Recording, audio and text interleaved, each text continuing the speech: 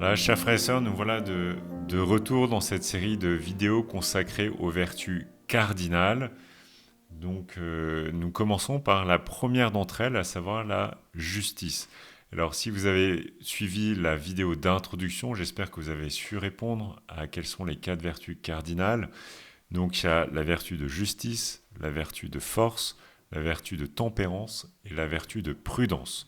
Et puis les 3 vertus théologales, la foi, l'espérance et la charité. Alors pour répondre à la question que je vous posais dans la vidéo, à la fin de la vidéo précédente, la différence entre une vertu cardinale et une vertu théologale, c'est que les vertus cardinales, elles sont accessibles à tous, même les non baptisés. Les Grecs, bien avant Jésus-Christ, les connaissaient déjà et cherchaient à les vivre.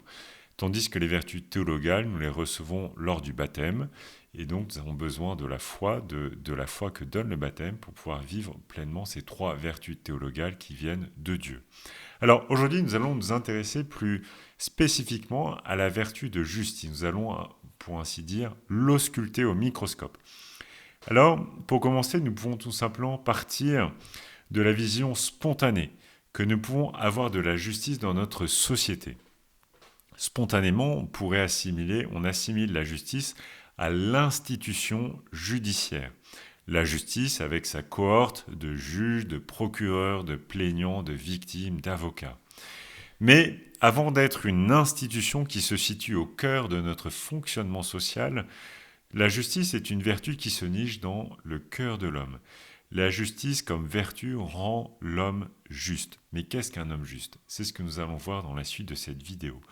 Deuxième point, nous pourrions dire que spontanément, lorsqu'on parle de justice dans notre société, on pense à ce qui m'est dû, ce à quoi j'ai droit. Droit à l'avortement, droit au mariage homosexuel, droit à la transsexualité, droit à avoir des papiers, droit à manger vegan à la cantine, droit à manger halal, etc., etc.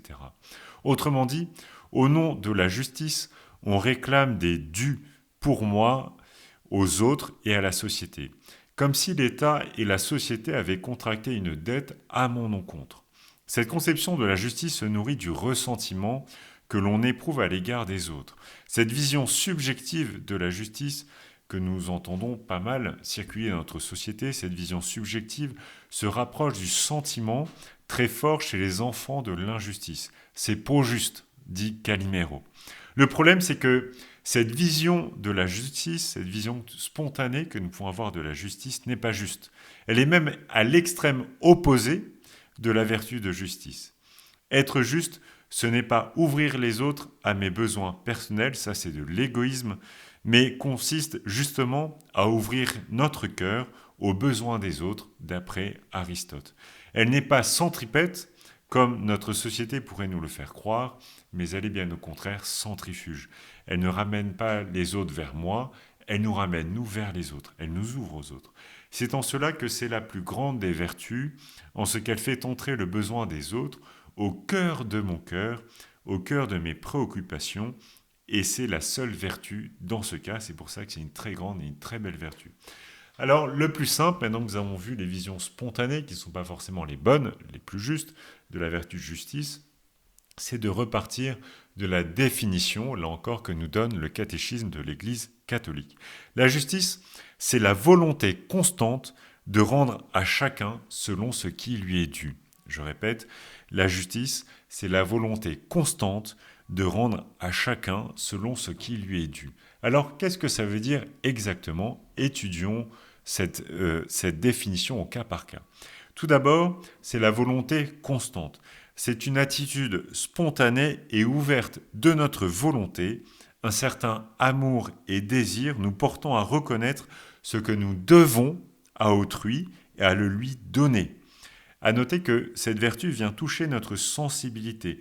La vertu va jusqu'à transformer notre désir, notre sensibilité. Elle fait entrer l'autre en nous, elle fait entrer les besoins de l'autre dans notre cœur. C'est la vertu de justice et la vertu du décentrement de soi par excellence. Vous voyez bien l'écart qu'il y a entre cette notion et la vision spontanée qu'on peut en avoir dans notre société. Deuxième point de la définition, nous avons vu volonté constante de rendre à chacun ce qui lui est dû. Ce qui lui est dû. Notion de dette envers quelqu'un. Le juste, c'est celui qui voit la dette qui est capable de se décentrer pour reconnaître ce qu'il doit à l'autre. Cela suppose une connaissance en vérité des besoins de l'autre, et non pas seulement de ses désirs subjectifs. Un diabétique, par exemple, peut vous demander de manger une tarte au chocolat, mais même s'il en a le désir, cela ne correspond pas vraiment à son besoin. Si vous lui donnez et répondez à son désir, eh bien dans ce cas, vous le mettez en danger. C'est là où il faut distinguer les désirs subjectifs des besoins objectifs de la personne à qui on s'adresse. Être juste, par exemple, lorsqu'on fait la cuisine, va consister, par exemple, à prévoir un plat de remplacement pour le convive qui ne peut pas manger de sel parce qu'il a une insuffisance rénale, par exemple. Le juste part des besoins de l'autre et remarque ainsi ce qui lui doit et ce qui lui est dû, comme dans le cas de l'exemple, un plat sans sel. On peut très bien vivre avec des personnes sans remarquer leurs besoins, en restant indifférent, alors même qu'on se dit qu'on ne les laisse pas. Je vais juste vous prendre un petit exemple. Lorsque j'étais séminariste en stage dans la paroisse de Mortagne-au-Perche, j'ai accompagné le groupe d'aumônerie de la paroisse au JMJ de Cracovie. Et j'accompagnais un jeune handicapé moteur et mental. Et je n'ai remarqué qu'au bout d'un certain nombre de jours, à ma grande honte et confusion, qu'il fallait que je lui propose moi-même d'aller aux toilettes parce qu'il n'osait pas me le demander. Et donc, je n'avais pas remarqué que si je ne lui proposais pas, il n'allait pas aux toilettes. Et au bout de 3-4 jours, enfin, j'ai remarqué que ça pouvait poser problème. Et donc, c'était à moi de faire la démarche, de lui demander s'il avait besoin d'aller aux toilettes. Voilà, ça c'est juste un exemple. Donc, pendant ces 3-4 jours, sans jamais lui demander d'aller aux toilettes, je n'avais pas l'impression de le léser. Alors qu'en fait, si. C'est là où la vertu de justice va nous aider à nous décentrer pour mettre l'autre au centre et mettre les besoins de l'autre au centre de notre vie. Voilà. Et enfin, reste à commenter, nous avons vu ce qui lui est dû et rendre à chacun. Ça, c'est aussi important dans la définition, rendre à chacun.